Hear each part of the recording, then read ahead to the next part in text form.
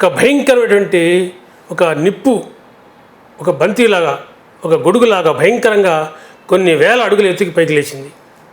ఎంత ఎత్తుకి అంటే 31,000 అడుగుల నుంచి ఆ బాంబుని వేస్తే విమానము అంతకంటే వేగంగా పైకి వెళ్ళిపోతున్నప్పటికీ కూడా దీన్ని సెగ తగిలేంతగా అటువంటి భయంకరమైన నిప్పు గోళంలాగా, ఒక గొడుగులాగా భయంకరంగా పైకి లేచింది అగ్ని. అంతేకాదు 10 కిలోమీటర్ల మేర భూమి పూర్తిగా కంపించిపోయింది ఆ యొక్క హిరోషిమా పట్టణానికి సమీపంలో.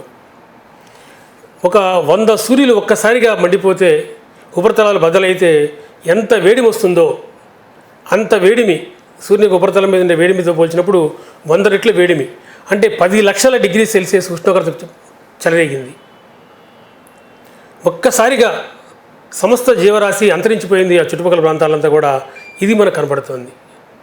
నదీ నీళ్లు పూర్తిగా ఎండిపోయి అందులోని చేపలు మాడిపోయి శిథిలాలైపోవడం మనకు కనబడుతుంది. అటువంటి ఒక భయంకరమైన పరిస్థితిని మనం చూస్తాం.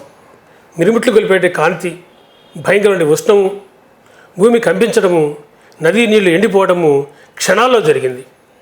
హిరోషిమాలో ఉన్నటువంటి ఒక 2.5 కిలోమీటర్ల మేర సంపూర్తిగా జీవరాశి నశించిపోవడం మనం చూస్తాం.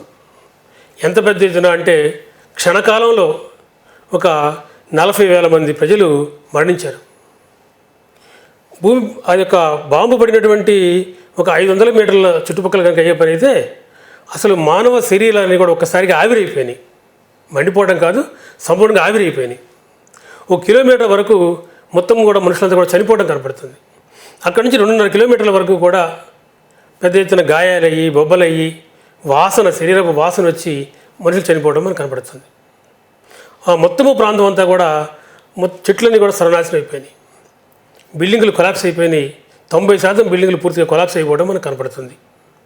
ఇటువంటి ఒక భయంకరమైన పరిస్థితి ఆ ఒక్క క్షణంలో మనకు కనపడుతుంది అన్నమాట.